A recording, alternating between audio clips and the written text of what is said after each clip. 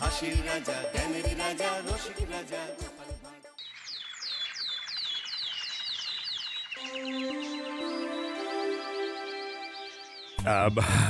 এই অনেকদিন ধরেই তোমাদের একটা কথা বলবো ভাবছিলাম। আগে কি মহারাজ? মন্ত্রী আর গোপালের মধ্যে কে বেশি ভালো সেটা পরীক্ষা নেওয়ার পরিকল্পনা করেছি, এবং যে এই পরীক্ষায় সফল হবে তাকে আমি পুরস্কার দেব।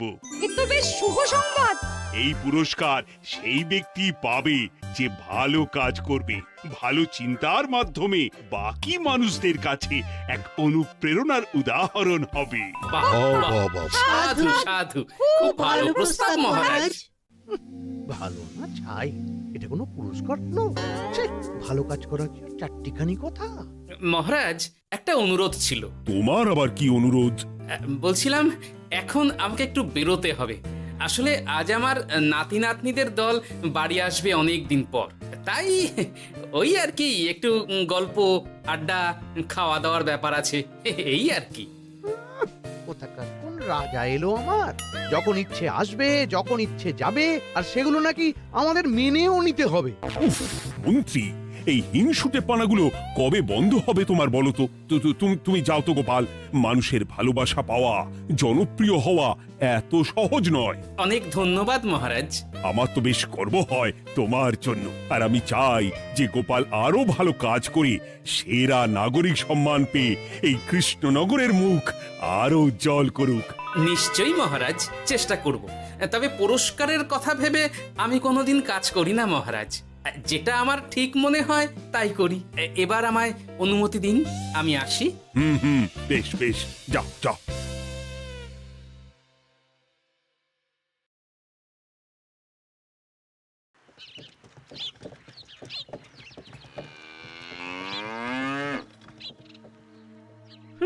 সেরা নাগরিক সম্মান সেটাও নাকি পাবে ওই গোপাল।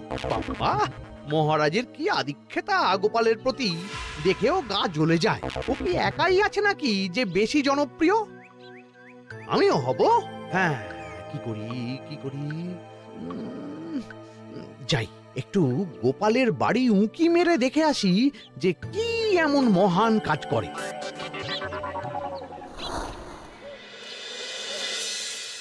ও দিদা, শরবতটা দারুণ হয়েছে গো। হ্যাঁ, প্রাণটা জুড়িয়ে গেল। আর একটু খাবি নাকি তোরা? না না গিন্নি, বেশি শরবত খেলে বাকি কিছু আর খেতে পারবো না। তুমি বরং ওই তরমুজ, জাম, যা যা ফল এনেছি সব এনে দাও। আচ্ছা আচ্ছা, সেই ভালো। উফ, আজকের দিনটা পুরো জমে গেল। মানে কোনো তুলনা হয় না। সে আর বলতে, গোপাল দাদুর জায়গা কেউ কোনোদিনও নিতে পারবে না।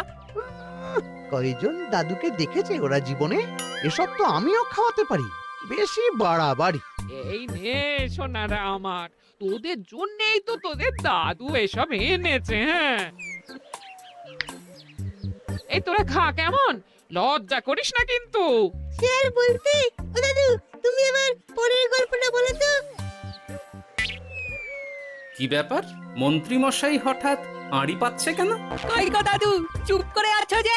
হ্যাঁ হ্যাঁ, বলছি। এবারে বুঝলি, এবারে তোদের একটা অন্যরকম গল্প বল।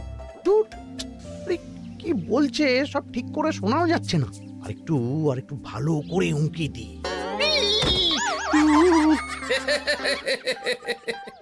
কি মন্ত্রী মশাই, ধরা পড়ে গেলেন তো? ওই জন্যই বলে অতি কৌতূহল ভালো নয়। কিসের কিসের কৌতূহল শুনি? কিসের কৌতূহল? তুমি কি ভাবছিলে যে আমি আড়ি পাচ্ছিলাম? মোটেই না, মোটেই না। আমি একটা দরকারি জিনিস খুঁজতে খুঁজতে ভুল করে চলে এসেছি এখানে। হ্যাঁ, আপনি কত ধরনের ভুল করতে পারেন সেসব আমার জানা আছে মন্ত্রী মশাই।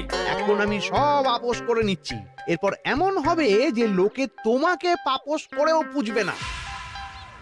না, কেমন যেন ঠেস মেরে কথাগুলো বলে গেলে মনে হচ্ছে। মন্ত্রী মশাই অমন করে রেগে গেলেন কেন গোপাল দাদু? আমিও তো সেটাই ভাবছি রে। যাকে সেসব বাদ দে, নে আমরা বরং গল্পে ফিরি। সেই ভালো।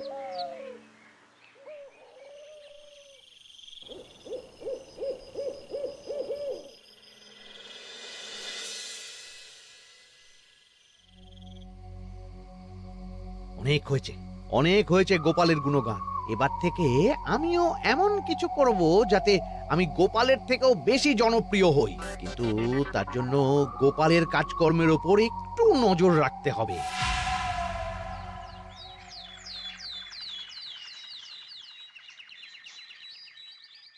শোন বটাঘটা, কয়েকদিন তোদের গোপালের ওপর পুরো নজর রাখতে হবে। গোপাল কিভাবে কি করছে, কেমন করে করছে, সব এসে আমাকে জানাবি তোরা। আচ্ছা মন্ত্রীমশাই, চিন্তা করবেন না। একেবারে গোপালের দিন পঞ্জিকা বানিয়ে দেব আপনাকে।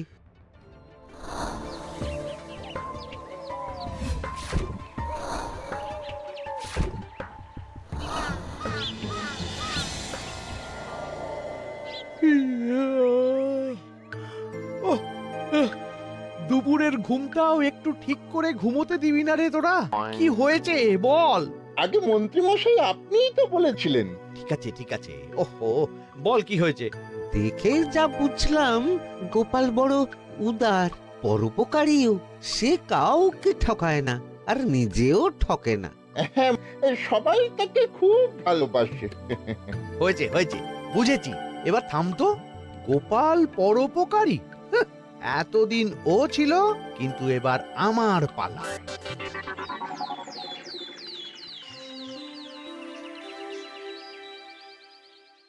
মহারাজ, আমার একটা কাজ আছে, তাই আজ একটু তাড়াতাড়ি বেরোতে হবে। দয়া করে অনুমতি দিন। তোমার আবার আজ কি কাজ আছে? কেন মহারাজ, আমার কি কোনো নিজের কাজ থাকতে পারে না? আপনার যদি আমার উপর কোনো সন্দেহ থাকে, তাহলে আপনি নজর রাখতে পারেন। আহা মন্ত্রী, আমি কি সে কথা বলেছি একবারও? তাহলে এটা যদি গোপাল বলতো, তাহলে কি আপনি ওকে এত প্রশ্ন করতেন? এর মধ্যে আবার আমি আসছি কোথা থেকে? দেখছেন তো মহারাজ, কেমন আগ বাড়িয়ে ঝগড়া করতে আসে। ওহো, ঠিক আছে মন্ত্রী, তুমি যাও। ও কি, আবার কি হলো? প্রণাম করছো কেন? ভালো কাজ শুরু করার আগে আপনার আশীর্বাদ নিয়ে নিলাম মহারাজ।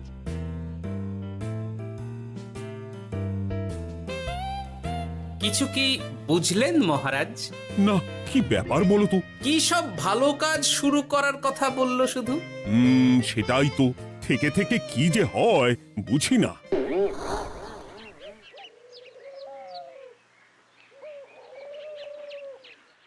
তা বলেছিলাম, সব মনে আছে তো? আজ থেকে তোদের কাজ হলো শুধু আমার গুণগান করা, লোকের কাছে আমার কাজের প্রশংসা করা। আচ্ছা মন্ত্রীমশাই। আপনি যেমন বলেছেন ঠিক তেমনটাই হবে।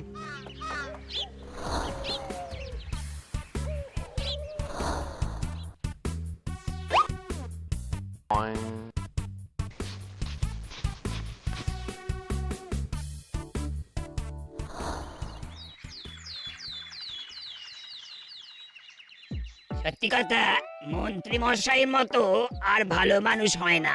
ওনার মন অনেক বড়। সে আর বলতে। বরাবরই তো খুব বড় মাপের মানুষ। আরে আরে গোপাল দাদা, আরে কোথায় চললে? এই রাজসভায়। ও মা, তাহলে তো তোমার সাথে মন্ত্রী মশাইয়েরও দেখা হবে। হবে বই কি? বাবা, তাহলে তুমি একটু ওনাকে আমার গিন্নির তরফ থেকে ধন্যবাদ জানিয়ে দিও। গতকাল উনি আমাদের অনেক সাহায্য করেছিলেন কিনা। সাহায্য? মন্ত্রী মশাই? আচ্ছা, ঠিক আছে।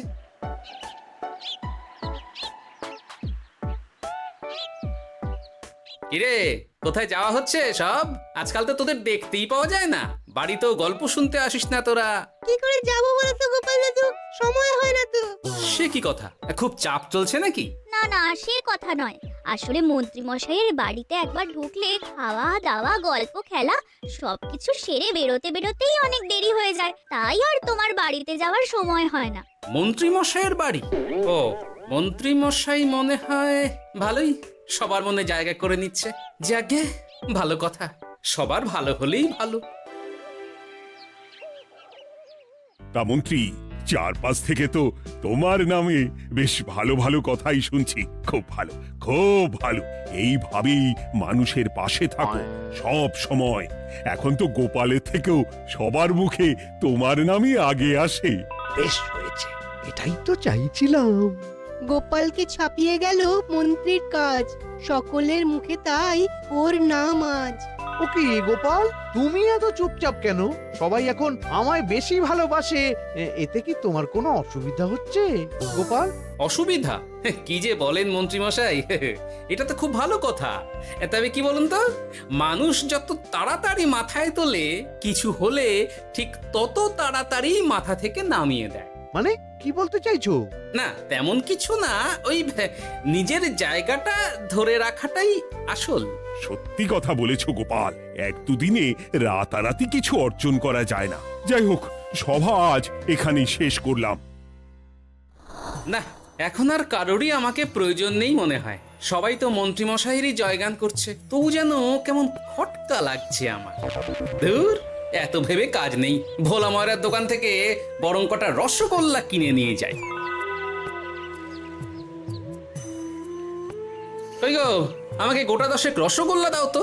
রসগোল্লা তো হবে না। কি হবে না? এই তো সামনে রাখা দেখতে পাচ্ছি। ওগুলো ওই মন্ত্রী মশাইয়ের জন্য রাখা আছে। ওগুলো ছাড়া তুমি অন্য কিছু বলো, আমি দিচ্ছি। না থাক, কিছু লাগবে না।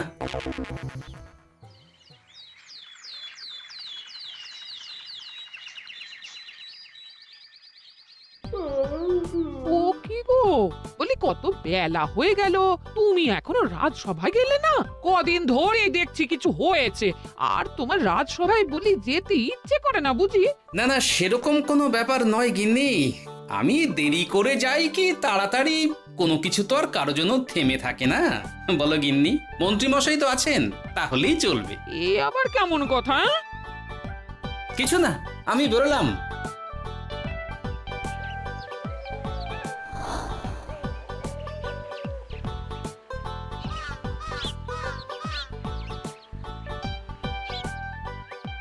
কিরে, তোরা সব এখানে দাঁড়িয়ে কেন?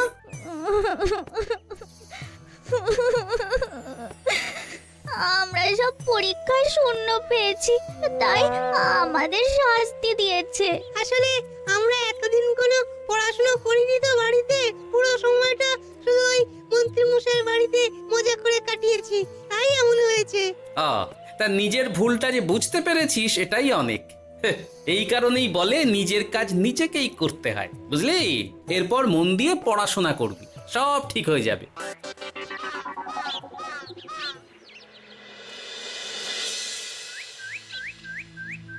ও কি গো ভোলা ময়রা, এমন মুখ বেজার করেছো কেন?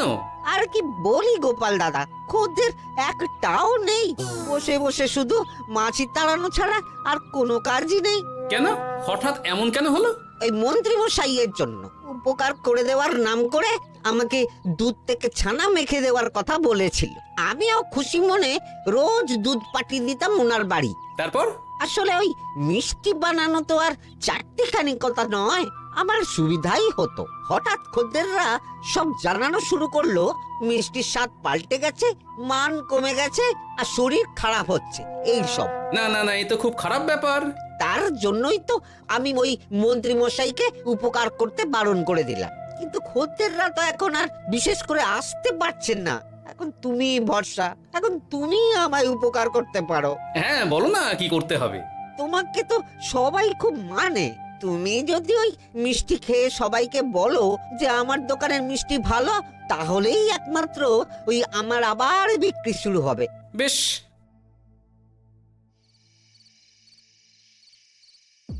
শোনো শোনো, তোমাকে না একটা কথা বলার আছে। কি কথা? তুমি ভালো মানুষই করছো, তাতে তোমার লাভ, আমার কি লাভ আছে তাতে? মানে তোমার আবার কি চাই? সোনার গয়না, আমার একটা নতুন সোনার হার চাই। হ্যাঁ, না দিলে কিন্তু আমি চলে যাব। ওই দেখো, আচ্ছা ঠিক আছে ঠিক আছে, দেবো। ও মা, তাই? সত্যি তুমি খুব খুব ভালো। আমি তোমাকে যতটা কিপটে ভাবতাম, তুমি ততটাও কিপটে না। না গিন্নি, তোমার গয়না আমি গড়াবো, কিন্তু খরচ আমি করব না। যাকে বলে মাছের তেলে মাছ ভাজা। সে আবার কি করে সম্ভব? তুমি দেখোই না।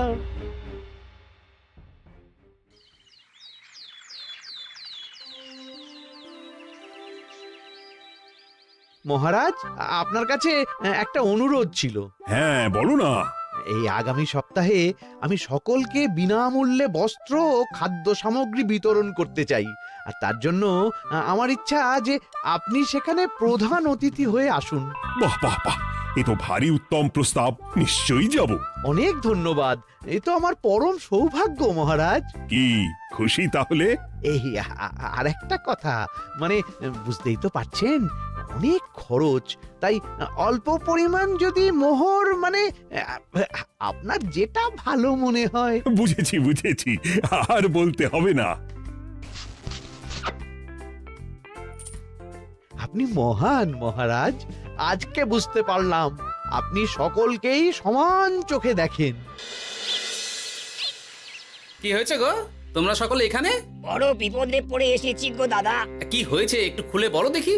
মন্ত্রী মশাইয়ের অতি উপকারের ঠেলায় আমাদের সকলেরই বড় সমস্যা দেখা দিয়েছে। প্রথম বুঝতে পারিনি, কিন্তু এখন বুঝতে পারছি।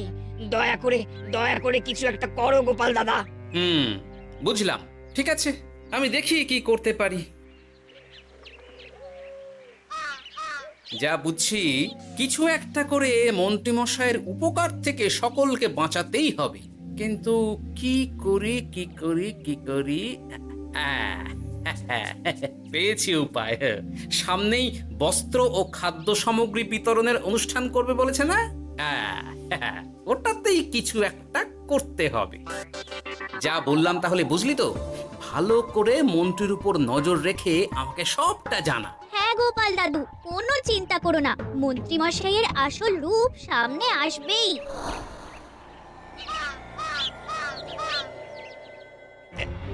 এই নে আগাম কিছু মোহর। সামনের অনুষ্ঠানের জন্য সব থেকে খারাপ মানের কাপড় ও আনাজপাতির বায়না দিয়ে আসবি। বাকি যেটুকু দাম থাকে সেটা আমি অনুষ্ঠানের দিন দিয়ে দেবো। আচ্ছা মন্ত্রী মশাই। মন্ত্রী মশাইয়ের চালাকিটা একবার দেখলি? বিতরণের নাম করে সব খারাপ জিনিসগুলো বিতরণ করার তালে আছে। খুব ভালো কাজ করেছিস। এখন বরং তোরা যা, আমাকে একটু বেরোতে হবে, বুঝলি? আচ্ছা দাদু।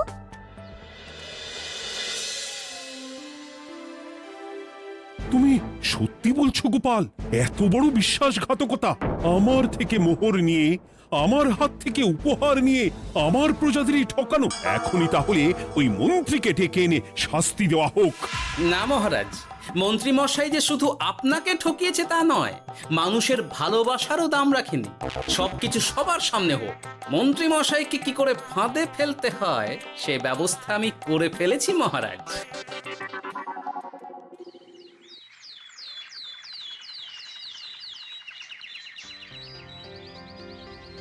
যাক বাবা, এই সুযোগে প্রচুর মোহর হাতে চলে এলো। এমনিও আমার চিন্তার কোনো ব্যাপার নেই, সব জিনিস তো মহারাজের হাত দিয়ে বিতরণ করা হবে, তাই খারাপ হলেও সবাই ভাববে মহারাজ দিয়েছে। শোন, এবার তোরা গিয়ে মন্ত্রীকে ওখান থেকে সরিয়ে আন। ততক্ষণে আমি আমার কাজটা মিটিয়ে নিই। আচ্ছা। মন্ত্রী মশাই, শিগগিরই চলুন আমাদের সাথে, মহারাজ আপনাকে ডাকছেন ওই গাছতলার ওখানে। এখন? হ্যাঁ, মহারাজ তো আপনার উপর খুব খুশি, তাই দেখে মনে হলো কোনো একটা উপহার দেবেন আপনাকে। তাই নাকি? বটেই তো, আমি এক্ষুনি যাচ্ছি।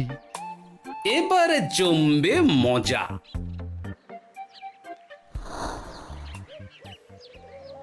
কই দেখি, কেউ তো কোথাও নেই। আমাকে যে বললো মহারাজ ডাকছেন, ধুর, আমি বরং মঞ্চেই ফিরে যাই।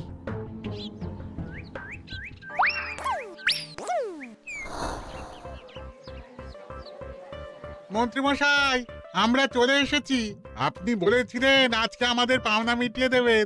আপনার কথা মতো সবচেয়ে উৎকৃষ্ট মানের কাপড় আমি দিয়েছি। হ্যাঁ মন্ত্রী মশাই, আমিও একদম ওই টাটকা শাকসবজি, মাছ, মিষ্টি সব দিয়ে থলি ভরিয়ে দিয়েছি। এবার দামটা মিটিয়ে দিন। দুজনের মিলিয়ে হয়েছে ওই 1000 মোহর। বাহ মন্ত্রী বাহ, তুমি এত ভালো ভালো জিনিস বিতরণ করছো, আমি তো বিশ্বাসই করতে পারছি না। মোটাই না, আমি অত দাম দিতেই পারবো না। আমি তো ভালো জিনিস দিতে বলিনি, আমি বলেছিলাম সব থেকে খারাপ জিনিসগুলো দিতে। কি বললেন মন্ত্রী মশাই? এই রে, এই ধরা পড়ে গেলাম মনে হয়। তোমার এত বড় সাহস! তুমি আমার রাজ্যে থেকে এইভাবে মানুষকে ঠকাবে? আমায় ক্ষমা করে দিন মহারাজ, আমি ইচ্ছা করে এমন করিনি। আর আমি কোনো কথা শুনতে চাই না। উপকারের নাম করে তুমি আমার প্রজাদের যা অপকার করেছো সব আমি জানি। তোমাকে শাস্তি পেতেই হবে। প্রহরী, বন্দি করো মন্ত্রীকে। মহারাজ, আর হবে না, আর হবে না মহারাজ, আর হবে না। ওই জন্যই বলে যেমন কর্ম তেমন ফল।